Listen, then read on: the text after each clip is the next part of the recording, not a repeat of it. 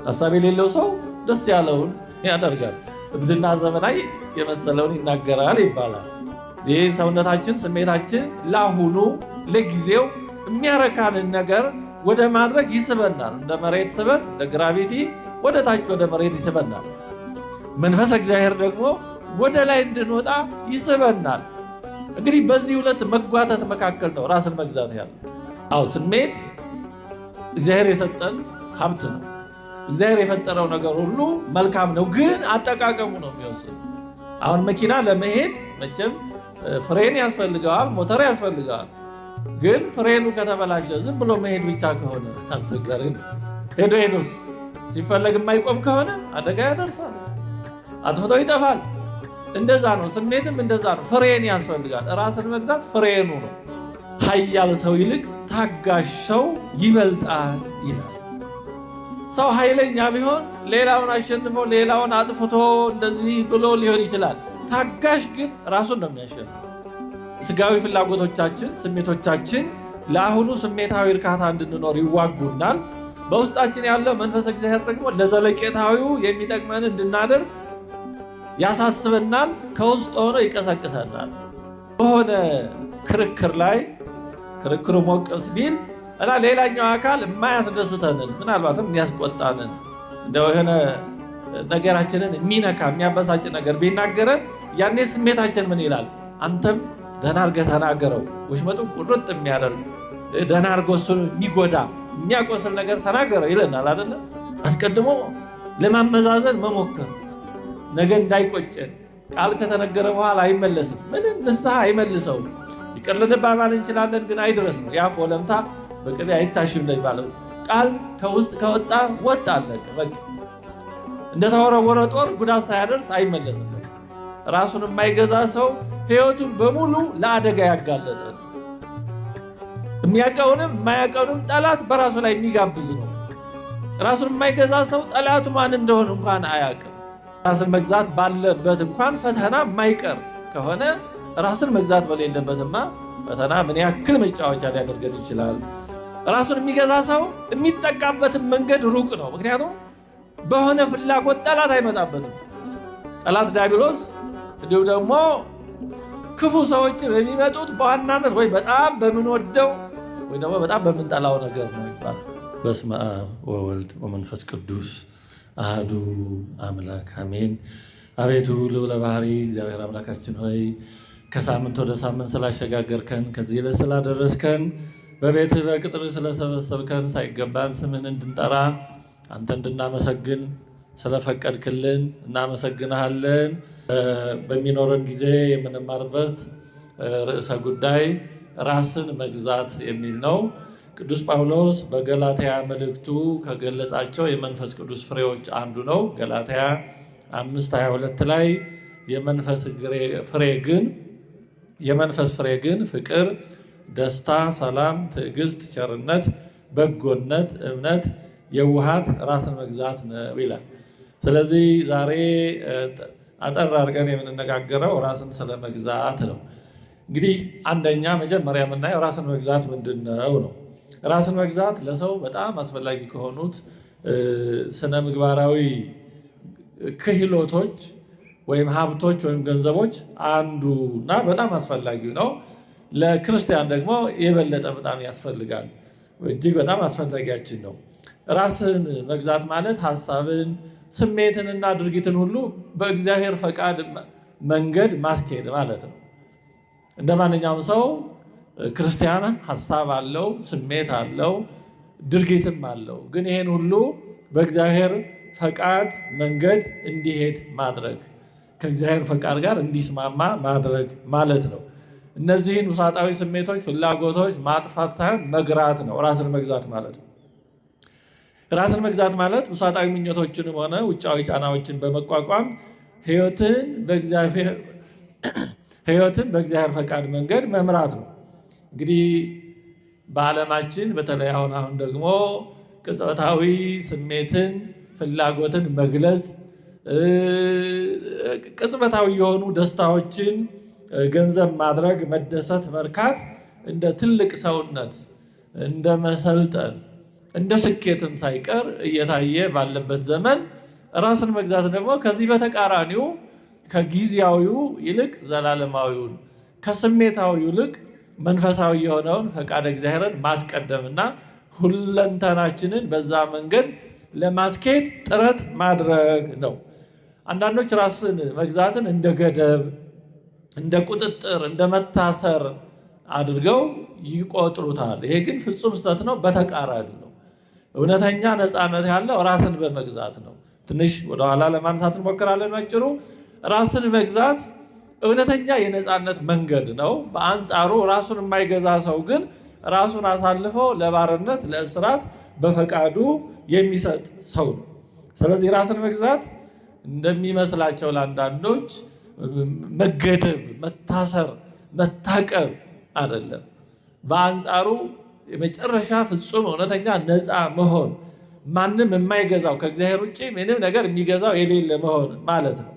ስለዚህ ስሜትህን ተከተል፣ እንዳሻሁን አትጨናነቅ በሚለው ዓለም ውስጥ ክርስትና ደግሞ በተቃራኒው ሕይወትህን አንተ ምራው እንጂ ፍላጎትህ አይምራህ ይለናል። ስለዚህ ራስን መግዛት ማለት ፍላጎታችንን መምራት ነው። በፍላጎታችን ከመመራት ወጥቶ ፍላጎታችንን መምራት ነው ራስን መግዛት ማለት። እንደ ማንኛውም ሰው ፍላጎት አለን። ግን ራስን መግዛት ማለት ፍላጎቱን እሱ የሚመራው መሆን ማለት ነው። ፍላጎቱን የሚነዳው ሳይሆን እሱ ፍላጎቱን የሚገዛው መሆን ማለት ነው። ይሄ የሰውነትን መገለጫ ነው። ሰውን ከእንስሳት ከሚለዩት መሰረታዊ ነገሮች አንዱ ሰው ስሜቱን ይገራል፣ እንደተሰማው አያደርግም። እንስሳት እንደሚታወቀው የሚመሩት በስሜት ነው። የረሃብ ስሜት ከተሰማቸው ምግብ ፍለጋ ነው የሚሄዱት። ከዛ ባሻገር ማሰብ፣ ልቆይ፣ ልታገስ የሚል ነገር የላቸውም። የመጠማት ስሜት ከተሰማቸው የሚጠጣ ፍለጋ ነው የሚሄዱት። እንደሚባለው የሰከንድ ቶስት እንደሚባለው እስቲ ቆየት ልበል የሚል ማሰላሰል፣ ማዘግየት የሚባል የላቸው። ፍላጎታቸው ነው የሚመራቸው። ከዛ ባሻገር የሚያቀባቸው ሕግም የላቸው። እንስሳት በዛ ልክ ስለሆነ የተፈጠሩት። ሰው ስሜቱ እንደመራው ብቻ የሚሄድ ከሆነ አይ ይሄማ አያስኬድም፣ ይሄማ ትክክል አይደለም የሚያሰኘው የሚያስብለው ነገር ከሌለ ከእንስሳት አልተሻለም ማለት ነው። እንደውም ከእንስሳት አንሷል ማለት ነው። እንስሳት እንደዛ ቢሆኑ እንደዛ የሚያደርግ ነገር የላቸውም፣ አይጠበቅባቸውም። ሰው ግን እንዲህ የሚያደርግ በውስጡ ሕግጋተ እግዚአብሔር ሕሊና እያለ ይህን አልፎ እንደ እንስሳት ከሆነ የበለጠ ሰው ተጎድቷል ማለት ነው። በመጽሐፍ ሰብእሰ እንዘ ክቡር ውእቱ ኢያእመረ ወኮነ ከመ እንስሳ ዘአልቦ ልብ ወተመሰሎሙ ይላል መዝሙር 48 ላይ። እንደውም ዳዊት ይሄን ደግሞታል። በመዝሙር 48 ሁለት ቦታ ላይ ነው ይሄን ያለው፣ መሀል ላይና መጨረሻ ላይ። ቢርቀው ደገመው ይላሉ አበው። ይሄንን አንድ ነገር ለማጽናት ሲጣፍጥ ይደገማል እና ሰው ክቡር ሲሆን እንደ እንስሳት ሆነ፣ እንስሳትን መሰለ ይላል። ይህ በጣም አሳዛኝ ነገር ነው በእውነቱ። ሰው ራሱን የማይገዛ ከሆነ ከእንስሳት ብልጫው ምንድን ነው? ከእንስሳት የሚሻለው በምንድን ነው? ሁለት እግር ያለው ቀጥ ብሎ በመሄድ ከሆነ ዶሮም በሁለት እግራቸው ነው የሚሄዱት ዶሮዎች። እና በዚህ ብልጫ የለውም በእውነቱ። ሰውን ብልጫ ያለው የሚያደርገው በተፈጠረበት ዓላማ እግዚአብሔርን እያስቀደመ ስሜቱን፣ ፍላጎቱን የሚገራ የሚገዛ ራሱን የሚገዛ ሲሆን ነው ሰውን የምር እውነተኛ ሰው የሚያደርገው ይሄ ነው። ስለዚህ ራስን መግዛት ለእግዚአብሔር እሺ ማለትና ለራስ ስሜት እምቢ ማለት ነው። ሰው ስሜቱን እምቢ ማለት ካልቻለ ከሰውነት ተራ በታች ነው። አዎ ስሜት እግዚአብሔር የሰጠን ሀብት ነው። እግዚአብሔር የፈጠረው ነገር ሁሉ መልካም ነው፣ ግን አጠቃቀሙ ነው የሚወስነው። አሁን መኪና ለመሄድ መቼም ፍሬን ያስፈልገዋል፣ ሞተር ያስፈልገዋል። ግን ፍሬኑ ከተበላሸ ዝም ብሎ መሄድ ብቻ ከሆነ አስቸጋሪ ነው። ሄዶስ ሲፈለግ የማይቆም ከሆነ አደጋ ያደርሳል፣ አጥፍቶ ይጠፋል። እንደዛ ነው። ስሜትም እንደዛ ነው። ፍሬን ያስፈልጋል። ራስን መግዛት ፍሬኑ ነው። ፍሬኑ ከተበላሸ መኪና ምን እንደሚያስከትል አይድረስም። ስለዚህ ራስን መግዛት ፍሬን ነው። ስሜቶቻችንን ፍሬን ሆኖ ይይዛል። መቆም የሚገባው ላይ ስሜታችንን ገታ ያደርጋል። ማረፍ ካለበት፣ ፍጥነት መቀነስ ካለበት ላይ ያስቀንሳል። አለዛ በጀመረው እንዲሁ የሚጓዝ ከሆነ የሚነዳው ሹፌሩም የሚያቆምበትን የሚደርስበትን አያውቀውም። ስለዚህ ራስን መግዛት በአግባቡ ራስን የመምራት መልካም ለሆነው እሺ፣ የማይገባና ክፉ ለሆነው ደግሞ አይሆንም ማለት መቻል ነው። ራስን መግዛት ከጊዜያዊና አጭር ጊዜ ወይም ስሜታዊና ቅጽበታዊ እርካታ ይልቅ ዘለቄታዊ ዓላማን መምረጥና ለእርሱ መኖር ነው። ዘለቄታዊ የሆነውን ተሻጋሪ የሆነውን ማሰብና ለዛ መኖር ነው። በግብታዊነት ከመኖር ይልቅ የታቀደ መርህ ያለውና መዳረሻውን የሚያውቅ ሕይወት መኖር ነው ራስን መግዛት ማለት። ለኃጢአት እምቢ የማለት ችሎታ ነው ራስን መግዛት ማለት። ለጽድቅ እሺ፣ ለኃጢአት ደግሞ እምቢ ማለት መቻል ነው። ሰው ለኃጢአት እምቢ ማለት ካልቻለ ደስ የሚያሰኝ የሚመስለውን ሁሉ ለማድረግ የሚሳብ ከሆነ ቅድም እንዳነሳ ነው ከሰውነት ተራ በታች ነው፣ ከእንስሳት ያልተሻለ ነው ማለት ነው። ስለዚህ ራስን መግዛት ራስን መጨቆን ማስጨነቅ ሳይሆን እኛ የሆነውን እኛነታችንን እግዚአብሔር እንድንሆን ከፈጠረበት ዓላማ ጋር ማስማማት ነው። አላይመንት ማስማማት ነው። እግዚአብሔር ሲፈጥረን እንድንሆን አድርጎ የፈጠረን አለ።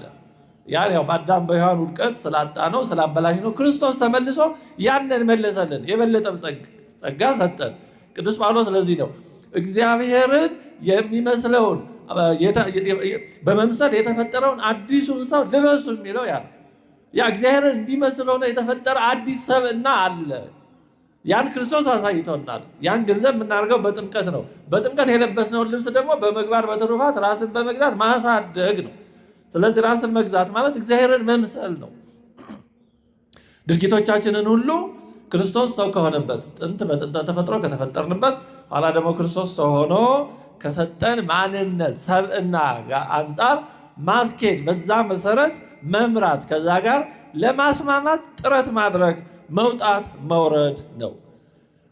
ተወደዳችሁ እግዚአብሔር ቤተሰቦች ራስን መግዛት እጅግ የመጨረሻ ትልቅ ኃይል ነው። ከኃይል በላይ ኃይል ማለት ራስን መግዛት ነው። መጽሐፈ ምሳሌም ይህንን ይገልጻል። ከኃያል ሰው ይልቅ ታጋሽ ሰው ይበልጣል ይላል። ሰው ኃይለኛ ቢሆን ሌላውን አሸንፎ ሌላውን አጥፍቶ እንደዚህ ብሎ ሊሆን ይችላል። ታጋሽ ግን ራሱን ነው የሚያሸንፈው።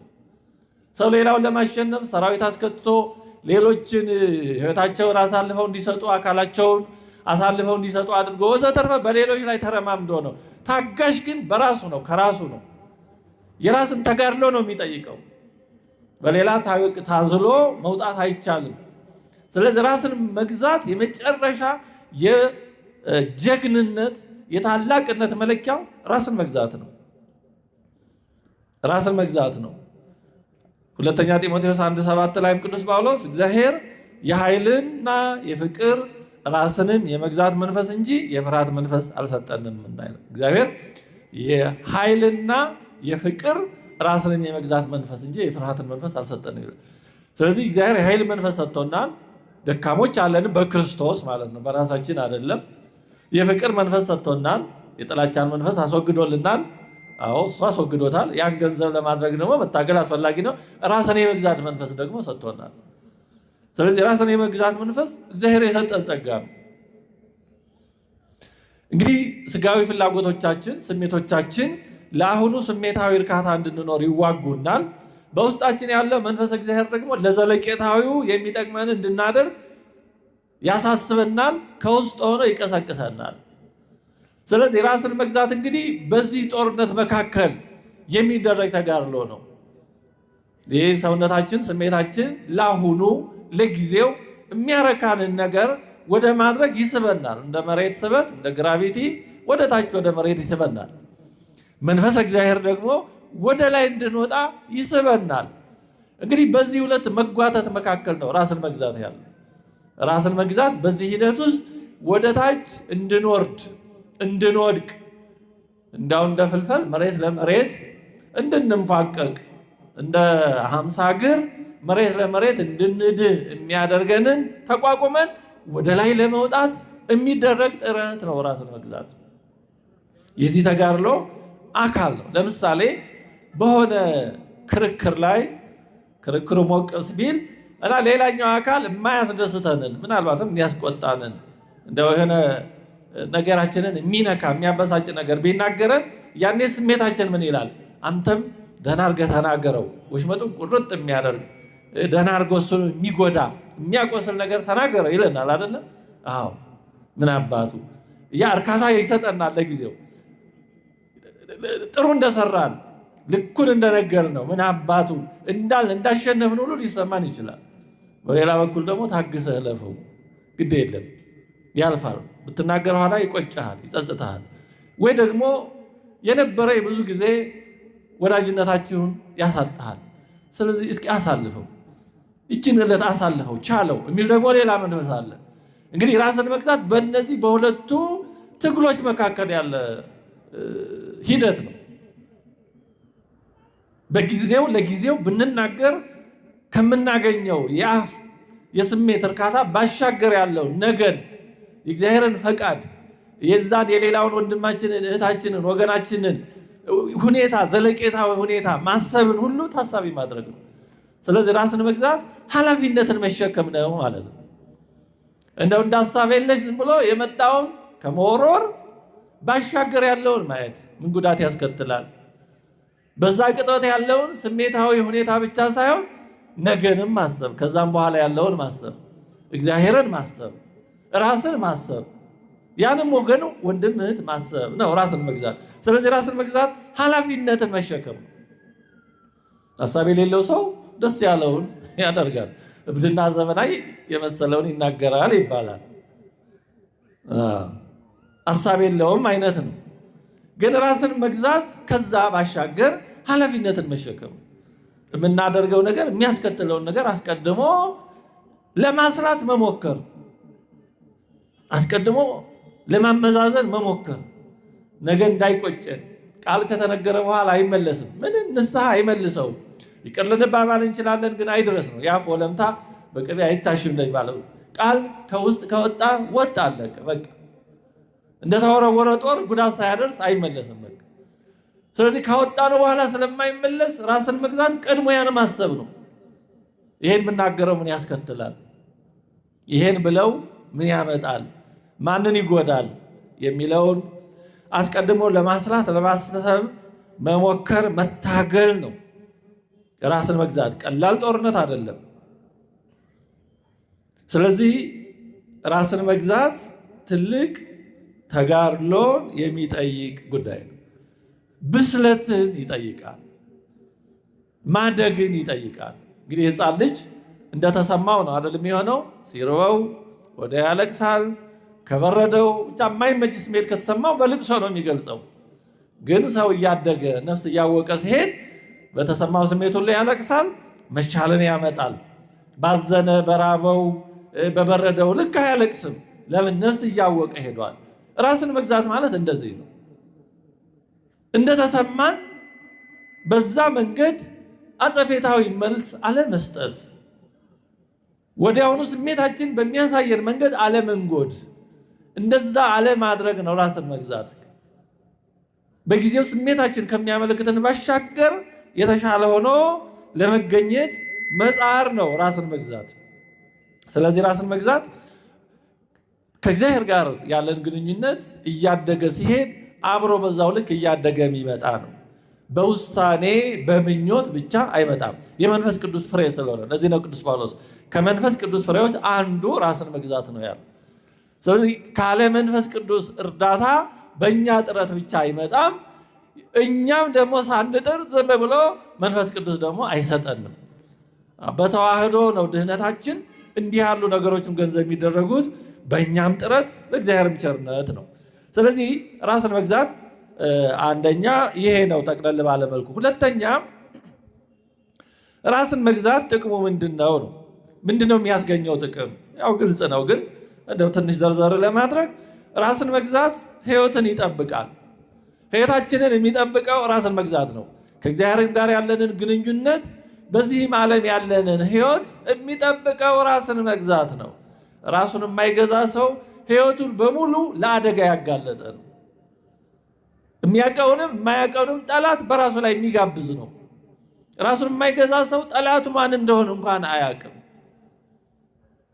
ራሱን ሁልጊዜ ለአደጋ ያጋልጣል፣ ከእግዚአብሔርም ሕይወቱን ይለያል። መጽሐፈ ምሳሌ 25 ምዕራፍ 25 ቁጥር 28 ላይ ቅጥር እንደሌላት እንደፈረሰች ከተማ መንፈሱን የማይከለክል ሰው እንዲሁ ነው ይላል። ራሱን የማይገዛ ሰው ቅጥሯ እንደፈረሰ ወይም ከመጀመሪያውኑ ቅጥር እንደሌላት ከተማ ነው ይላል። በጥንት ዘመን ከተማዎች የሚጠበቁት በአጥር ነው። ዙሪያውን የከተማ አጥር ይሰራል። ወል ግንብ ማለት ነው። እና ወራሪ ቢመጣ ከዛ ከግንቡ ከአጥሩ ውስጥ ሆነው እየተከላከሉ ይዋጋሉ፣ ራሳቸውን ይጠብቃሉ። በድንገትም ደግሞ የሆነ ወራሪ ሳያስቡት መጥቶ እንዳያጠቃቸው በአጥሩ ላይ ማማ ሰርተው ከርቀት ጠላት ሲመጣ ይናገራል፣ ያመለክታል፣ ይዘጋጃሉ። ስለዚህ በከተማዎች ዙሪያ የሚሰሩ አጥሮች መጠበቂያም ናቸው፣ ማስጠንቀቂያም ናቸው፣ መደበቂያም መሸሸጊያም ናቸው። የከተማ ህልውና ዋስትናዎች ናቸው። እንግዲህ ከተማው ህዝቡ የሚጎዳ ከሆነ ጠላት ያን ሁሉ አልፎ ከመጣ ነው። ስለዚህ የከተማ አጥር ለከተማ መጠበቅ በከተማ ውስጥ ለሚኖሩት ነዋሪዎች ህልውና፣ ዋስትና፣ ደህንነት ትልቅ ነገር ነበር። ራስን መግዛትም እንደዛ ነው። ራስን መግዛት የሌለው ግን አጥር እንደሌለው ወይም አጥሩ እንደፈረሰ ከተማ ነው። ጠላት በፈለገው አቅጣጫ ሊገባ ይችላል። በፈለገው አቅጣጫ ጠላት ሊገባ ይችላል። ባልታሰበ ጊዜ ጠላት ገብቶ የፈለገውን ሊያደርግ ይችላል። ስለዚህ ራስን መግዛት ከሌለ ድንገት የሆነ ስሜት የሆነ ውጫዊ ነገር መጥቶ ምን እንደሚያስደርገን ምናችንን እንደሚሰርቀው ምን አይነት ስህተት ውስጥ እንደሚጥለን አናውቀውም።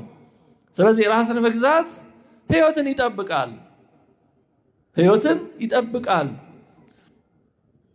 ራስን መግዛት ከሌለ ለፈተናና ለኃጢአት ብሎም ለውድቀትና ለጥፋት ያለው መጋለጥ በጣም ከፍተኛ ነው። ራስን መግዛት እንዲኖር እየታገሉ እንኳን ከባድ ነው። እንደዛም ሆኖ ከፈተና ነፃ መሆን አይቻልም። ታዲያ ራስን መግዛት በሌለበት ያለው ራስን መግዛት ባለበት እንኳን ፈተና የማይቀር ከሆነ ራስን መግዛት በሌለበትማ ፈተና ምን ያክል መጫወቻ ሊያደርገን ይችላል። ስለዚህ ራስን መግዛት ህይወትን ይጠብቃል። መጽሐፈ ምሳሌ 18:21 ላይ ሞትና ህይወት በምላስ እጅ ናቸው፣ የሚወዷትን ፍሬን ይበላሉ ይላል። ሞትና ህይወት ሞት ወህይወት ውስተ እደ ልሳን በምላስ እጅ ናቸው። ሞትና ህይወት ክፉ ብንናገር ጠላት እናፈራለን፣ ሞታችንን እንገዛለን። ሰው በአንደበቱ ክፉ ቢናገር ከእግዚአብሔር ይለያል፣ በክደቱ ከሰውም ይለያል፣ ጠላትም ያፈራል፣ ገዳዩን ይጋብዛል። ስለዚህ ሞትና ህይወት በአንደበት እጅ ናቸው። አንደበቱን የማይገዛ ሰው ማለት ነው። የሚናገረውን የማይቆጣጠር ሰው፣ አፋለኝ ምላሳለኝ ብሎ እንደፈለገ የሚናገር ሰው ከሃይማኖትም ሊወጣ ይችላል፣ ከእግዚአብሔርም ሊለይ ይችላል። ምክንያቱም በዚህ አንደበት ነው ሃይማኖትም የሚመሰከረው፣ ክደትም የሚነገረው፣ ከሰውም ይጣላል። ስለዚህ ራስን መግዛት ህይወትን ይጠብቃል። ምሳሌ 13:3 ላይም አፉን የሚጠብቅ ነፍሱን ይጠብቃል። አንደበቱን የሚጠብቅ ሰው ነፍሱን ይጠብቃል፣ ከንፈሩን የሚያሞጠሙጥ ግን ጥፋት ያገኘዋል ይላል መጽሐፉ ነው የሚለው። አፉን ለሆነውም ላልሆነውም የሚከፍት ሰው ማለት ነው። እንዲህ ያለው ሰው ጥፋት ያገኘዋል። ስለዚህ ራስን መግዛት ህይወትን መጠበቂያ መንገድ ነው። ራሱን የማይገዛ ሰው ግን ራሱን ላላስፈላጊ አደጋ ነው አሳልፎ የሚሰጠው፣ ለአጓጉል ሰማዕትነት፣ ምንም ለማይጠቀመው ለከንቱ ሰማዕትነት ራሱን ይዳርጋል። ደመ ከልብ ይሆናል በከንቱ። ስለዚህ ራስን መግዛት ህይወትን ይጠብቃል። ሌላው ከምንፈልገው ግብ ለመድረስ የሚያስችለው ራስን መግዛት ነው። ብዙዎች ካሰቡት ግብ ሳይደርሱ የሚቀሩት ዓላማ፣ ፍላጎት፣ ምኞት ሳይኖራቸው ቀርቶ አይደለም። ችሎታም ሳይኖራቸው ቀርቶ ላይሆን ይችላል። ግን ራስን የመግዛት ጉዳይ ነው። በመካከል የሚመጡ ከእድሜ ጋር ከሁኔታዎች ጋር ተያይዘው የሚመጡ ስሜቶች፣ ፍላጎቶች እኒህንና እኔን የመሰሉ ነገሮች በመካከል ብዙዎችን ያስቀራሉ። መንገድ ላይ ብዙ ወጣቶች ካሰቡት ሳይደርሱ ተጨናቅፈው ይቀራሉ። ራስን ባለመግዛት ነው። በአደንዛዥ እጾች፣ በእውነቱ በጫቱ እኒህና እኒህን በመሳሰሉት ምንም ስማቸውን ብዙ መጥራት የማያስፈልግ ደግሞ በዘመናችን የተጨማመሩ ብዙ ነገሮች አሉ። በነዛ ምክንያት ካሰቡት መድረስ ከሚፈልጉት ሳይደርሱ የቀሩ ስንት ይሆኑ? በእውነቱ ቤት ይቁጠራቸው፣ እግዚአብሔር ይወቃቸው እንጂ ባላስፈላጊ ነገር የት ይደርሳሉ የተባሉ ስንት ተሰጥኦ የነበራቸው በጣም ብዙ ተሰጥኦ የነበራቸው በስራ ፈጠራ፣ በዚህ በኮምፒውተር በመሳሰለው ስንት ተሰጥኦ የነበራቸው ወጣቶች ባጭር የቀሩ ብዙዎች አሉ። ብዙዎች ራሳቸውን ከመርዳት አልፎ ለሰው ሊደርሱ ሰው ሊረዱ የሚችሉ ብዙ ወጣቶች ባጭር የቀሩ አሉ። ያሳዝናል። እና ራስን መግዛት ካሰቡት ግብ ለመድረስ ትልቅ መንገድ፣ ትልቅ ኃይል ነው። ራስን መግዛት ከሌለ የፈለገ ተሰጥኦ ቢኖር ችሎታ ቢኖር በቃ መንገድ ላይ ተቋርጦ መቅረት ነው፣ ባጭር መቀጨት ነው የሚሆነው። ስለዚህ ካሰበው መድረስ የሚፈልግ ሰው ራሱን መግዛት የግድ ነው። ለዚህ ነው ቅዱስ ጳውሎስ በአንደኛ ቆሮንቶስ ምዕራፍ 9 ቁጥር 25-27 ላይ በሯጭ መስሎ የተናገረው የሚታገልም ሁሉ በነገር ሁሉ ሰውነቱን ይገዛል አለ። ትግል ጨዋታ፣ ይሄ ሬስሊንግ አይነት ማለት ነው። የሚታገል ጥሎ ድል ለማድረግና ለማሸነፍ በነገር ሁሉ ራሱን ይገዛል። የሚታገሉ ስፖርተኞች አመጋገባቸው፣ ሁኔታቸው ሁሉ ከዛ ዓላማቸው ጋር ነው። በዛ መንገድ ነው ለማድረግ የሚፎክሩት። እነዚያም የሚጠፋውን አክሊል ያገኙ ነው አለ። እኛ ግን የማይጠፋውን በሯጮችም አንስቶ የሯጮችን ሁኔታ አንስቶ ተናግሯል። የሚሮጥም ሁሉ ደግሞ በአግባቡ ተጠንቅቆ መስመሩን ጠብቆ ትንፋሹን ውጦ ለማሸነፍ እንዴት እንደሚሮጥ ገልጿል። እነዛ የሚጠፋውን አክሊል ያገኙ ነው አለ። እኛ ግን የምናገኘው የማይጠፋ አክሊል ነው። ስለዚህ ለሚጠፋ አክሊል ሯጮች የሚታገሉ፣ ሌሎችም የስፖርት አይነት ውስጥ የሚሳተፉ ወገኖቻችን ምን ያህል ጊዜ ነው የሚለማመዱት? ምን ያክል ነው የሚደክሙት? ላባቸውን ጠብ እያደረጉ ሰውነታቸውን ለድካም አሳልፈው የሚሰጡት ለምንድን ነው? ከሆነ ውጤት ለመድረስ ነው። ከዛ ውጤት ለመድረስ ደግሞ ራስን መግዛት የግድ ነው እንጂ እንደፈለገው እየሆኑ ያገኙትን እየበሉ ሳይለማመዱ እንዲሁ ዝም ብለው ድል ማድረግ አይችሉም። ስለዚህ ከግብ ለመድረስ ራስን መግዛት የግድ ነው። በተለይ ወጣቶች፣ ታዳጊዎች ራስን ከመግዛት ውጭ ወደሚያደርጉ ለሆነ ነገር ባሪያ ወደሚያደርጉ ነፃነታችንን አሳልፈው ወደሚሰጡ የሆነ ነገር እስረኛ የሚያደርጉ ረቂቅ ሰንሰለቶች ወዳሉባቸው ስሜት፣ ፍላጎት፣ እነዚህና የጓደኛ ተጽዕኖ ወደሚመራቸው ነገሮች ከመሄድ ራስን ማገት፣ ራስን መጠበቅ በጣም በጣም አስፈላጊ ነው። ነገው እንዳይበላሽ የሚፈልግ ወጣት ታዳጊ ራሱን መግዛት የግድ ነው። አለዛ ነገ ወይኔ ብንለው የማይመለሱ ብዙ ነገሮች አሉ። ሁለተኛ መልሰው የማይገኙ ብዙ ድሎች አሉ። በቃ ከተበላሹ መልሰው የማይጠገኑ ብዙ ድሎች አሉ። ብርሌ ከነቃ አይሆንም ዕቃ እንደሚባለው አሁን ብርጭቆ እንደዚህ ነገር ከተሰበረ ተሰበረና በቃ አይድረስ ነው። እና እንደዛ እንዳይሆን ራስን መግዛት ከምንፈልገው ውጤት ለመድረስ እጅግ አስፈላጊ መሳሪያ ነው። እግዚአብሔር መንገዱን ሰጠን እኮ ራስን የምንገዛበት ህሊናን አይምሮንም ሰጠን እኮ። ስለዚህ ይህን ተጠቅሞ ካሰቡት ግብ ለመድረስ ጥረት ማድረግ አስፈላጊ ነው። መሰናክሎችን ለማለፍ እና ካሰቡት ግብ ለመድረስ ራስን መግዛት እጅግ አስፈላጊ ነው። ዮሴፍን ማሰብ እንችላለን። ዮሴፍ እግዚአብሔር ካሰበለት ግብ የደረሰው በብዙ ራስን መግዛት በሚፈልጉ ጠባብ መንገዶች አልፎ ነው። በእውነቱ ዮሴፍ የሚገርም ነው። በተለያየ አቅጣጫ ብናነሳው የማይጠገብ ነው ዮሴፍ።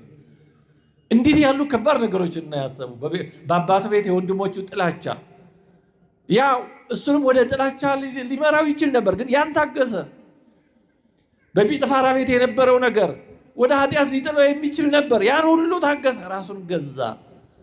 ይህን ሁሉ ስላለፈ ከትልቅ ክብር ደረሰ። ዝም ብሎ ከትልቅ ክብር አልደረሰም። አልጋ በአልጋ አይደለም፣ መስቀል በመስቀል መከራ በመከራ ነው ያለፈው። በዛ ሁሉ ነው ዮሴፍ ራስን መግዛት የተፈተነው። ዮሴፍ በነዛ ነገሮች ሁሉ ራሱን የገዛ የታመነ ስለነበረ ኋላ ትልቁ ስልጣን ላይ ሲወጣ አልተቸገረም። ለምን? ቀድሞ ተፈትኖ ራስን በመግዛት ሂደት እየተጣራ ያለፈ ነው። እግዚአብሔርም እያጣራው እያዘጋጀው ነበር። ስለዚህ አንድ ሰው ትናንሽ በሚመስሉ ነገሮች ራሱን መግዛቱን እያዳበረ ታማኝነቱንም እያስመሰከረ ካላደገ እግዚአብሔር ለታላቅ አገልግሎት አያጨውም። እንደዚህ ያለ ሰው በሆነ መንገድ በራሱ መንገድ በሌላም ቢመጣ ለራሱም ለሕዝቡም አይጠቅምም። እንደ ዮሴፍ ለራሱም ለወገኖቹም ለግብፃውያንም ለሰው ልጅ ሙሉ የሚጠቅመው ራስን በመግዛት መንገድ የሚያልፍ ነው። ራሱን በመግዛት መንገድ የሚያልፍ ወጣት እንደ ዮሴፍ ለሕዝብ ጠቃሚ ይሆናል። የሕዝብ ሀብት ነው። እንዲህ ያለው ሰው እንቁ ሀብት ነው። ትልቅ አሴት ነው እንደዚህ ያለው ሰው። ስለዚህ ወላጆች ልጆቻችሁን እንዲሁ ትምህርት ቤት መላክ፣ ማብላት፣ ማጠጣት፣ ማልበስ ይሄ ብቻ ሳይሆን በደንብ እግዚአብሔርን እንዲፈሩ ራሳቸውን እንዲገዙ እያስተማራችሁ እያዘጋጃችሁ እያሰለጠናችሁ ማሳደግ ይገባል። አለዛ እንዲሁ ማብላት ማጠጣት ብቻ እንዲሁ ዝም ብሎ ትምህርት ቤት እየላኩ ለዛ እየከፈሉ ማስተማር ብቻ ነገ ምን አይነት ሰዎች እንደሚሆኑ ማትገምቱበት ሁኔታ ሊሆን ይችላል። መልሰው አይድረስ ነው እንጂ እንዲህ ባለ ሁኔታ ያላደጉ ልጆች ለወላጆቻቸውም ነገ ምን እንደሚሆኑ አይታወቅም። አንድ የሰማሁት በጣም አሳዛኝ ታሪክ አለ። የሆኑ ወላጆች ዝም ብለው ብቻ ጠቅለል ባለ መልኩ ልጆቻቸውን አለ የሚባል ትምህርት ቤት እየላኩ ደክመው ምን ብለው አሳደጉ። ግን ወደ እግዚአብሔር ቤት ማምጣት እንዲህ ብዙ ላይ አልሰሩ እና በኋላ እንደገና ውጭ ሀገርም ልከው አስተማሩ። በኋላ በዚህ ሂደት ትልቅ ሀብት ያላቸው ናቸው ወላጆቹ። እናትየው አረፉ። እነዛ ልጆች እናታቸው ማረፋቸውን ሰው መጥተው የአባት የእናታቸው ንብረት ተሽጦ የእናታችን ድርሻ ይከፈለን ነው ያሉት። እና አንድ ጉዳይ ላይ ነው የሰማሁት። አባትየው አዝኖ መሸጥ የማልፈልገውን ነገር ልጆቼ ተምረው ይደርሱልኛል ስል እንዲሆኑብኝ እና መሸጥ የማልፈልገውን ያ የእነሱን ድርሻ ለእነሱ የምሰጠው ገንዘብ ብሮ የለኝም፣ ቢኖረኝ ኖሮ እሰጣቸው ነበረ፣ ይሄን አቆየው ነበረ፣ ግን ማድረግ አልችልም፣ የለኝም፣ ስለዚህ ሳልፎድ ልሸጥ ነው እያለ አባትየው በሀዘን ላይ ይሄንን ሀዘኑን ሲያካፍል ብቻ ሰምቻለሁ በሆነ መንገድ። እና ምን ለማለት ነው እንዲሁ ዝም ብሎ ማሳደግ ብቻ አውሬ ማሳደግም ሊሆን ይችላል ነው። ቀድሞ ነው የሚሰራው። በተለይ በዚህ ዘመን እንዲሁ ልጅ ስለሆነ ብቻ ታዞ በእናት በአባት ፈቃድ ላይሄድ ስለሚችል ዘመኑ ያመጣው የራሱ በጎም ክፉም ነገር ስላለ፣ ስለዚህ ቀድሞ ነው መስራት ነው። እጃችን ላይ ሳሉ ነው መስራት እንጂ በኋላ ድስት ጥዶ ማልቀስ እንደሚባለው በኋላ ብናለቅሰው ትርጉም የለው፣ ለሌላው መማሪያ ነው ምን ሆነው።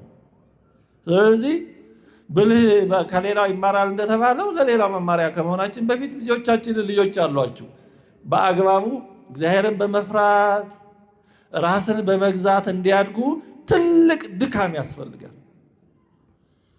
በልጅነታቸው ላይ በዚህ መንገድ ከደከማችሁ በኋላ ያግዟችኋል። እንዲያውም እነሱ ይረዷችኋል። እናንተ ሰው ነን እና በአንድ መንገድ ደከም ብትሉ ኧረ ይህ እኮ እንዴ እግዚአብሔር እኮ አይወደውም፣ እንዴ እኮ እግዚአብሔር የማይወደው ነገር ነው ምን ነው ይሉናል። እግዚአብሔር በእነሱ አድሮ ይደግፈናል። ግን ቀድሞ መስራት ይጠይቃል። ስለዚህ ራስን መግዛት እጅግ በጣም አስፈላጊ ነው። ከዚህ ሁሉ ይጠብቃል። ሌላው ራስን መግዛት ከሰዎች ጋር በሚኖረን ግንኙነት እንዳንቸገርም እንዳናስቸግርም ይረዳናል። ራሱን የማይገዛ ሰው ለሰውም ያስቸግራል፣ ለራሱም ይቸገራል። ተቸግሬ ነው የማስቸግራችሁ የሚል ብሂል አለ አይደል ወገኖቻችን የሚሉት። እና ራሱን መግዛት የማይችል ሰው እንደዛ መቸጋገር። ስለዚህ እኛም እንዳንቸግር ሰው እንዳናስቸግር እጅግ ይረዳል። ነፃነታችንን ይጠብቅልናል። ራስን መግዛት ወደ ነፃነት የሚያደርስ ትልቁ ዋና የተሰመረ መስመር እሱ ነው። ራስን መግዛት ማጣት ደግሞ በአንጻሩ ወደ ባርነት ነው የሚወስደው። ሁለተኛ ጴጥሮስ 2:19 ላይ ሰው ለተሸነፈበት ለእርሱ ተገዝቶ ባሪያ ነውና ይላል። ሰው የተሸነፈበት ነገር ካለ የዛ ባሪያ ነው። የሆነ ሱስ የሆነ ነገር ህሊናችንን ግርኝት ጭብጥ ጭንቅ አድርጎ ከያዘን ተገዝተናል፣ ባሪያ ሆነናል ማለት ነው። ከዛ ለመውጣት ጥረት ያስፈልጋል። ስለዚህ ራስን መግዛት ከባርነት የሚጠብቀን እሱ ነው። ራሱን እንደሚገዛ ሰው ያለ ነፃ የለም። ምክንያቱም ራሱን የሚገዛ ሰው የሚያዘው የለም። ራሱን የሚገዛ ሰው የሚጠቃበትን መንገድ ሩቅ ነው። ምክንያቱም በሆነ ፍላጎት ጠላት አይመጣበትም። ጠላት ዲያብሎስ እንዲሁም ደግሞ ክፉ ሰዎችን የሚመጡት በዋናነት ወይ በጣም በምንወደው ወይ ደግሞ በጣም በምንጠላው ነገር ነው ይባላል። ሌሎች ነገሮች ይኖራሉ፣ ግን እነዚህ ነገሮች ለጠላት በጣም ምቹ ናቸው። በጣም የምንወደውን ነገር የምናጣው በማስመሰል እያሳሳ በዛ በኩል ፈተና ይመጣል። በጣም በምንጠላው ነገር ደግሞ እያስፈራራ ይኸው አመጣብሃለሁ አይነት ማለት ነው። ራሱን የሚገዛ ሰው ግን በጣምም ልሞትለት ብሎ የሚወደው ነገር አይኖረውም። በጣምም ደግሞ የሚጠላው ነገር ምርር ብሎ ያን ያክል አይኖረውም። ስለዚህ ጠላት እሱን የሚያጠቃበት የጦርነት መክፈቻ መንገዱ በጣም ይቀንሳል ማለት ነው። ስለዚህ ራስን መግዛት ነፃነትን ይጠብቃል፣ ከባርነት ይታደጋል። አንደኛ ቆሮንቶስ 6:12 ላይ ቅዱስ ጳውሎስ ሁሉ ተፈቅዶልኛል፣ ሁሉ ግን አይጠቅምም ይላል። ሁሉም ማድረግ ይቻላል፣ ግን ሁሉ አይጠቅምም። ስለዚህ ራስን መግዛት ማለት የሚጠቅመውን ለይቶ ማድረግ ነው። የሚጠቅመውን ለይቶ የሚያደርግ ሰው እጅግ ነፃ ነው። ሌላ ጌታ አይኖርበትም። ሶስተኛ ራስን መግዛት አስፈላጊ የሚሆንባቸው ጉዳዮች አንዱ ንግግር ነው። ቅድም አንስተናል። መቼ መናገርም ሆነ መቼ ዝም ማለት እንደሚገባ ለይቶ ማወቅ በጣም ያስፈልጋል። በተቻለ መጠን አንደበት ከባድ ነው። ትልቅ በእውነቱ መገራት የሚፈልግ ነገር በእውነቱ ምላስ ነው፣ አንደበት ነው። ለመልካም ነው የሰጠን፣ ግን አጠቃቀሙን ማወቅ ያስፈልጋል። እና ራስን መግዛት የሚያስፈልገው አንዱ ትልቁ ጉዳይ ንግግራችን ነው፣ ምላሳችን። ጨርሰውም ዝም ማለት አይገባም። አስፈላጊ ነገር አለ መናገር፣ እግዚአብሔር የሰጠን ለዛ ነው። ግን መቼ ነው የምንናገረው፣ መቼ ነው ማንናገረው የሚለውን ለይቶ ማወቅ ነው። ጌታችን ለስም አጠራሩ ክብር ምስጋና ይግባውና ማቴዎስ 12:36-37 እኔ እላችኋለሁ ሰዎች ስለሚናገሩት ስለ ከንቱ ነገር ሁሉ በፍርድ ቀን መልስ ይሰጡበታል አለ። ከቃልህ የተነሳ ትጸድቃለህና ከቃልም የተነሳ ትኮነናለህ። ስለዚህ ስለምንናገረው ነገር ሁሉ መልስ እንሰጣለን። አንደበትን መቆጣጠር የሚያስፈልገው ለዚህ አቤት ስንቱን ተናግረ ነው ይሆን? በስንቱ ቃል ይሆን የምንጠየቀው? በእውነቱ እግዚአብሔር ይቅር ይበለንና ያዕቆብ 3:5-6 ላይ አንደበት እሳት ነው ይላል። ማን ነው የሚገራው ይላል።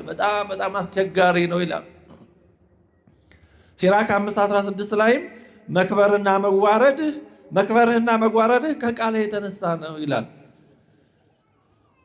ስለዚህ አንደበትን መግዛት በጣም አስፈላጊ ነገር ነውና አንዱ ራስን መግዛት የሚያስፈልገው ንግግር ነው። ሌላ ሀሳቦቻችን ናቸው። አይምሯችን እንደ እርሻ ነው፣ እንደ አትክልት ቦታ ነው። የአትክልት ቦታ የዘሩትንም ያልዘሩትንም ያበቅላል። ስለዚህ ያልተዘራውን ወፍ ዘራሽ የምንለውን አረሙን፣ የማይፈለገውን መንቀል፣ የሚፈለገውን ደግሞ መኮትኮት፣ ማሳደግ፣ ውሃ ማጠጣት የኛ ድርሻ ነው። ስለዚህ ሀሳቦቻችንን መለየት፣ ማንጠር፣ መለየት በጣም አስፈላጊ ነው።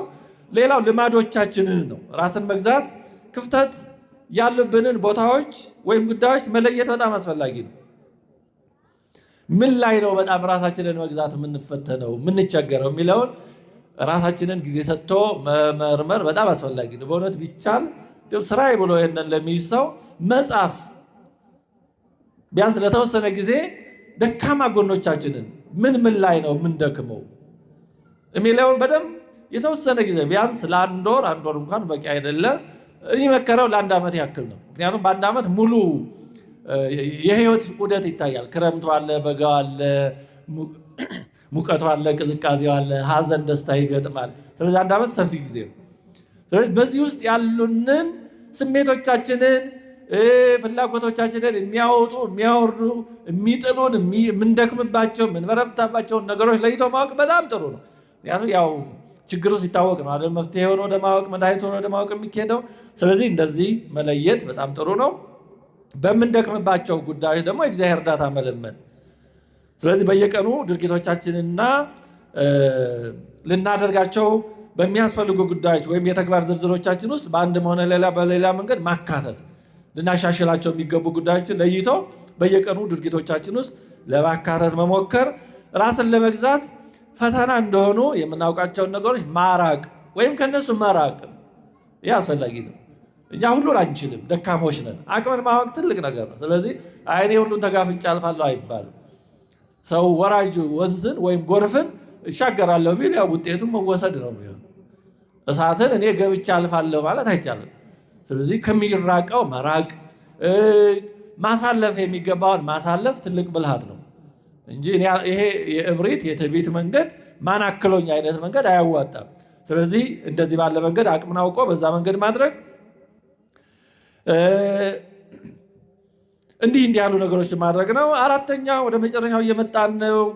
ራስን መግዛት እንዲዋሃደን ገንዘባችን እንዲሆን እንዴት ነው የሚቻለው? ምን ማድረግ ነው የሚሻለው የሚለውን ስናነሳ ትንሽ ቅድም ካነሳ ነው ጋር ይገናኛል። ደካማ ጎናችንን ወይም ጎኖቻችንን መለየት ነው። ከቁጥጥር ውጭ የሆነው ወይም በቀላሉ ከቁጥጥር ውጭ የሚሆነው የህይወታችን አካባቢ የት እንደሆነ ምኑ እንደሆነ መለየት ሐሳባችን ነው፣ ልማዳችን ነው፣ አዋዋላችን ነው። ወደ ፈተና የበለጠ የሚያጋልጠን የትኛው ነው የሚለውን በደንብ ማጥናት በጣም ጥሩ ነው። ቁጣ ነው፣ ምኞታችን ነው። እንዲህ ያሉ ነገሮች መቼም በውጭ ጤናማ መስለን ልብስ ለብሰን ስንወጣ ጤናማ ደህና ችግር የሌለብን እንመስላለን እግዚአብሔር ስለሚሸፍንን፣ ግን ውስጣችን ያለውን ሁኔታ ደግሞ የምናውቀው እኛ ነንና በደንብ ጊዜ ሰጥቶ ራስን ማጥናት በጣም አስፈላጊ ነው። ራስን መመርመር በጣም አስፈላጊ ነው። ከዛ ውሏችንን መገምገም ነው። ቢቻል በየቀኑ ማታ ማታ እንዴት ነው የዋልነው? ያበሳጨን ነገር አለ፣ ያስቆጣን ነገር አለ፣ ያስቀየመው ነው ሰው ይኖራል። የሆነ ክስተት ሲፈጠር እንዴት አድርገን መልስ ሰጠን? ተናደድ፣ ተቆጣን፣ ተሳደብን፣ አመናጨቅን፣ ምን አደረግን? ወይስ አለፍነው በትዕግስት እግዚአብሔር ረድቶን? ወይስ በጥሩ ንግግር አለፍነው? ወይስ ጥለን ሸሸን? የሚለውን ነገር በደንብ ለተወሰነ ጊዜ እንደ ቢያንስ ሲሆን ቢቻል ማታ ማታ ራስን የተወሰነ የጸሎት ሰዓት ይኑረን የሚባለው ለዚህ ነው። ወይ ከጸሎቱ በፊት ትንሽ ጊዜ ጸጥ ብሎ ውሏችንን በአይነ ህሊና መቃኘት። ውሏችንን ከቃኘን ከዛ በኋላ በድክመቶቻችን እግዚአብሔርን ይቅርታ እንጠይቃለን። በጥፋታችን ደግሞ እንዳንደግማቸው ወደፊት በእንደዚህ አይነት ፈተና ተመልሰን እንዳንወድቅ እንዲያበረታን እንዲጠብቀን ደግሞ እንለምነዋለን።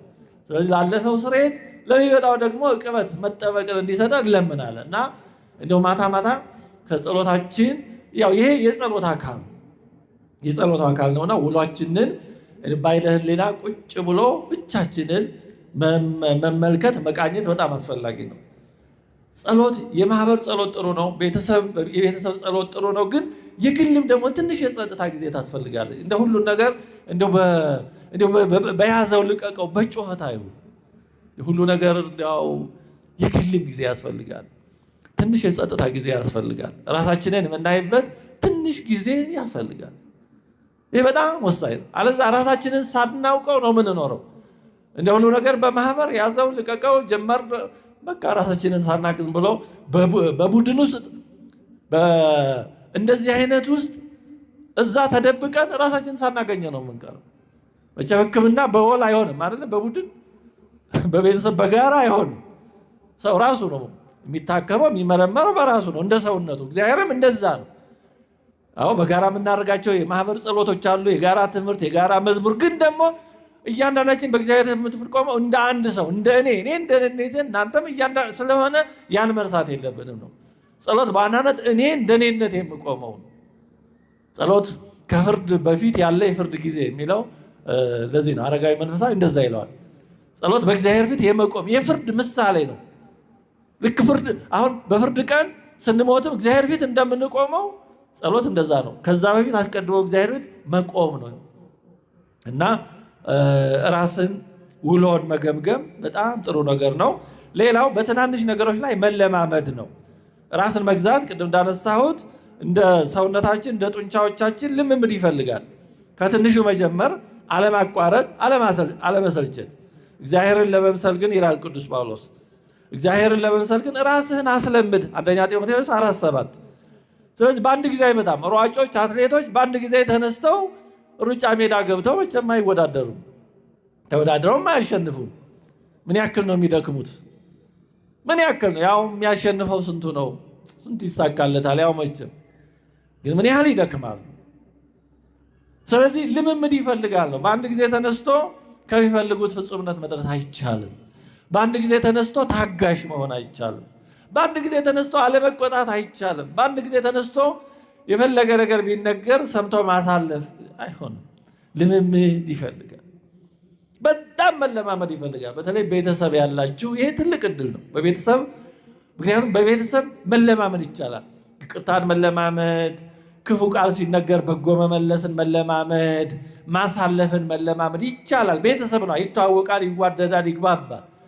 ሰው በቤቱ ከተለማመደ በሚያውቀው በሚግባባው በሚዋደደው ከተለማመደ ያንን ወደ ውጭ ይዞ ለመውጣት ልምድ አለው፣ ኤክስፒሪየንስ። የሥራ ልምድ ይባል የለም ግን የሥራ ልምድ ከሌለን እያንዳንዱን ብለን ከውድቀት ከመነሳት ነው እያጠፋን ትሪያል ኤንድ ኤረር በሙከራ ነው የምንለምደው።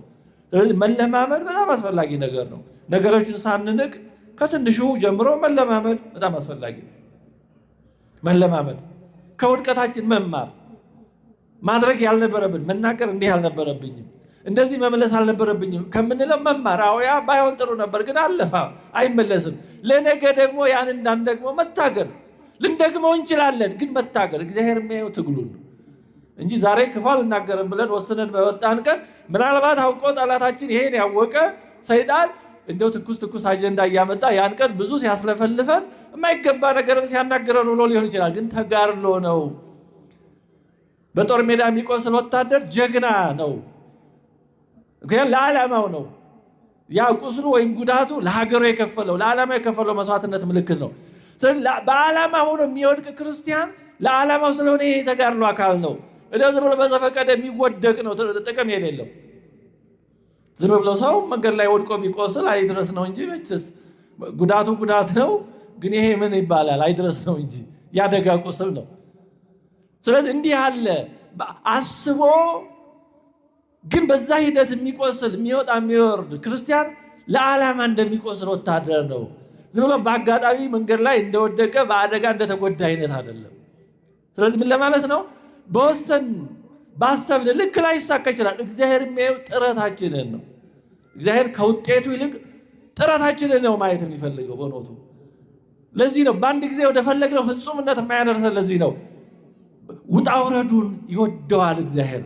ለሱ ብለን የምናደርጋት ትንሿን ነገር ለብዙ ክብር ምክንያት ለማድረግ ስለሚፈልግ ዘበሁድ ምእመነ ኮንከ ዲበብዙ ሰይመከ በውስተ ፍስሐሁ ለእግዚእከ ያለው ለዚህ ነው። ሰሞኑ ሳምንቱ ገብርኄር ነው። በትንሹ ታምናልና በብዙ ሾመሃለሁ ያለው ለዚህ ነው ጌታችን። ስለዚህ በትንሹ ታምነን በብዙ እንዲሾመን ነው። ጥቃቅኗ ነገር ላይ ቶሎ ወደ ምንፈልገው የማያደርሰን ያን የባህሪ ጾር መታገል ነው። ስለዚህ መለማመድ እጅግ በጣም አስፈላጊ ነገር ነው ራስን ለመግዛት። ሌላው ድንበር ማብጀት ነው። ራሳችንን ከበድ ወዳለ ፈተና እንደሚወስዱን የምናውቃቸውን ወይም የምንጠረጥራቸውን ነገሮች መራቅ፣ ድንበር ማብጀት በጣም አስፈላጊ ነው።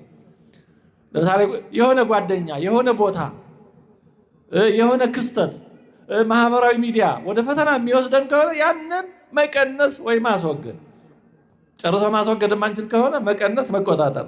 አለዛ እንደሚጎዳን እያወቅን ሁልጊዜ እዛ ላይ እየሄዱ መጎዳት ያው ሞኝን እባብ ስንት ጊዜ ነው ነከሰው የሚባለው? ሁለት ጊዜ ነው የሚባለው። መጀመሪያ ሲያይ እባብ ይሄ ነው ብሎ ሰው አሳየው። ከዛ ደግሞ ሲያሳይም አሁንም ነከሰው ይባልና ሁለት ጊዜ መነከስ እንዳይሆን ድንበር ማብጀት፣ መቁረጥ። የሚያስፈልግ ነገር ካለ መቁረጥ፣ አለዛ እየተጎዱ መቀጠል ነው የሚሆነው። ስለዚህ አደገኛ የሚጎዳን የሚፈትነን ምናልባት የሚጥለን እንደሆነ በምናውቀው መንገድ መሄድን መምረጥ የለብንም። ራስን መግዛት እንዲሁ ፈተናን መቋቋም ብቻ አይደለም፣ የሚፈትኑን ነገሮች መሸሽም አስፈላጊ ነው። ቅዱስ ጳውሎስ ጢሞቴዎስን ከክፉ የጎልማሳነት ምኞት ሽሽ ነው ያለው። የሚሸሽ አለ፣ የሚታገሉት አለ። ሰው ከእሳት ጋር አይታገልም፣ ሰው ከጎርፍ ጋር አይታገልም። ሸሽቶ የሚያሳልፉት አለ። ለማጠቃለል ትምህርታችንን ራስን መግዛት መታሰር አይደለም፣ እጅግ የመጨረሻ ነፃነት ነው። እውነተኛ ነፃነት ያለው ራስን በመግዛት ነው። ራሱን የሚገዛ ሰው የሚገዛው ሌላ የለም። ምንም የመጨረሻ ነፃ ማለት ራሱን የሚገዛ ነው። ራሱን የማይገዛ ሰው ደግሞ ሁሉ ይገዛዋል። ስሜቱ ይገዛዋል፣ ፍላጎቱ ይገዛዋል፣ የሚወደው ነገር ይገዛዋል፣ በዛ ተጠግቶ የሚመጣ ነገር ይገዛዋል። ራሱን መሆን አይችልም። አንድ ባህታዊ ነበር ይባላል። ጎንደር የመጽሐፍት ጉባኤ ከሚሰጥበት መምህሩ እና ደቀ መዛሙርት ሆነው ከሚሰጡበት ቤተክርስቲያን ብቅ እያለ ይሰማ ነበረ እና ከሆነ ጊዜ ጀምሮ ጉባኤው ተቋረጠ። መምህሩም የሉም፣ ተማሪዎችም የሉም። እና ቢጠይቅ ምንድን ነው ጉባኤው የተቋረጠው ቢል ንጉሱ ሞተዋል፣ ለመምህሩም ለተማሪዎችም ደግሞ ምግብ የሚሰጡት ያው የሚያስፈልገውን የሚያደርጉት ንጉሱ ነበር፣ ስለዚህ ነው ጉባኤው የተቋረጠው አሉት አሉ። እና በዚህ ጊዜ ምን አላሉ? አይ አሁን ምድራዊ ንጉሥ ሞተ ተብሎ የሰማያዊ ንጉሥ ማዕድ ይታጠፋል። አይ ያሳዝናል አለና ሀዲገ መብል ለዘተክሎ ጸራዊ በምድር እየሄይሎ ወንጉሥ ላዕሌሁ ይሃሉ አለ ይባላል። መብላ ሆድን መታገስ መተው ለቻለ ሰው በምድር ላይ ንጉሥም የለበትም፣ በራሱም ላይ በሱም ላይ ጠላት አይበረታታበትም ብለዋል ይባላል። እውነተኛ ነገር ፍላጎት ነው። ሆድ በሚለው አጠቃላይ ፍላጎትን ይገልጻል። ምኞት ነው ባሪያ የሚያደርገን፣ ፍላጎት ነው ተገዥ የሚያደርገን። አውግስጢኖስ የተባለው ሊቅም ከዚህ ዓለም ምንም ነገር እንደማልፈልግ በተረዳው ጊዜ ከዚህ ዓለም ጫፍ ላይ ወጥቼ ዓለምን ቁልቁል ወደ ታች እንደማይ ይሰማኛል ይላል። ከዓለም ጋር አብረን እንድንዳክር የሚያደርገን ጭቃ ውስጥ ገብተን እዛ ውስጥ መከራ እንድናይ የሚያደርገን ፍላጎት ነው። ያው ያለ ፍላጎት መኖር አንችልም፣ ግን በተቻለ መጠን ፍላጎትን መግዛት እጅግ የመጨረሻ ነፃነታችንን የሚያጎናጽፍ። ራሱን ያልገዛ ሰው ባሪያ ነው። ራስን መግዛት የኃይል ሕይወት ነው። ራሱን የሚገዛ ሰው ሌላ የሚገዛው ነገር የለም። እስክንድር ታላቁ የሚባለው ማለት ነው ራሱን የሚገዛ ኖሮ ዓለምን ይገዛ ነበር ተብሏል። በ10 ዓመት የሚያስደንቅ ሰፊ አገር ተቆጣጥሮ ከመቄዶንያ ግሪክ ተነስቶ ከመቄዶንያ እስከ ዛሬዋ ፓኪስታን አካባቢ ድረስ በሚያስገርም ሁኔታ በ10 ዓመት ብዙ ሀገር ነው የተቆጣጠረው። ግን ራሱን መግዛት ባለመቻሉ በ33 ዓመቱ ነው በወጣትነቱ ተቀስፎ የሞተው። በመጠጥና የመሳሰለው ነገር በማብዛቱ ነው የሞተው ይባላል። ጫማማቱ ብዙ ነገር ይባላል። ዞሮ ዞሮ ግን ራሱን ቢገዛ ኖሮ በ33 ዓመቱ ተቀስፎ አይሞትም ነበር። ስለዚህ ራስን አለመግዛት ደክመው ያገኙትን ነገር ሁሉ ያሳጣል። ራስን መግዛት የፍጹምነት ጉዳይ አይደለም። ማለት ፍጹማን እንድንሆን አይደለም የሚጠበቀው፣ የአቅጣጫ ጉዳይ ነው። አቅጣጫችንን ከእግዚአብሔር ፈቃድ ጋር የማስተካከል ጉዳይ ነው። ሐሳቦቻችንን፣ ድርጊቶቻችንን ሁሉ የእግዚአብሔርን ፈቃድ በማስቀደም እና የእግዚአብሔር ፈቃድ ታሳቢ በማድረግ መምራት ነው እንጂ ፍጹም የመሆን ጉዳይ አይደለም። እየወደቁ እየተነሱ ግን ቢወድቁም እየተነሱ ወደፊት መጓዝ ነው።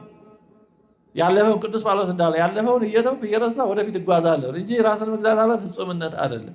ራሳችንን ለመግዛት ስለወሰንን በቤተሰብ ስብሰባ አድርገን በራሳችን በቃ ነገ ፍጹም እንሆናለን ማለት አለን። ግን ብንወድቅም ድክመታችንን እያሰብን መነሳት፣ ሁልጊዜ ጥፋታችንን እያወቅን ለጥፋታችን ምክንያት እየሰጠን ያ የጠፋነው ነገር ልክ እንዲሆን የተለያየ ነገር ራሳችንን የምንደልልበት የምናታልበት ሰበብ እያመጣን ሳይሆን ልክ አይደለሁም ማድረግ አልነበረብኝም፣ ፈጣሪ ባለፈው ስህተት ይቅር በለኝ ማረኝ፣ ለነገ ደግሞ አበርታኝ፣ እንዳልደግሞ እርዳኝ ማለት ነው። ብንደግመው ደግሞ ሰዎች ነን፣ ያው መሬት አይደለን፣ መነሳት ነው። ስለዚህ ራስን መግዛትን እንደ ፍጹምነት እንደው ከዚህ በኋላ እንደዛ አድርገን እንዳናስበው፣ እንደዛ ካሰብነው ስለማንሆን ገና ከመጀመሪያው ጀምሮ የሆነ ነገር ኮሽ ሲሉ ተስፋ እንቆርጣለን። አይ ድሮም ለእኔ የሚቻላለን እንዳንል መውጣት መውረድ እንኳን እኛ ቅዱሳን እንኳን ስንት ጊዜ ወጥተው ወርደዋል። ጻድቅ 7 ጊዜ ወድቆ 7 ጊዜ ይነሳል የተባለ እኮ ለቀልድ አይደለም። ዳዊትን ያክል ልበ አምላክ ምን አይነት ድቀት ነው የገጠመው? ጴጥሮስን ያክል ታላቅ ሐዋርያ ክርስቶስን የሚወድ ምን ያክል ድቀት ነው የገጠመው?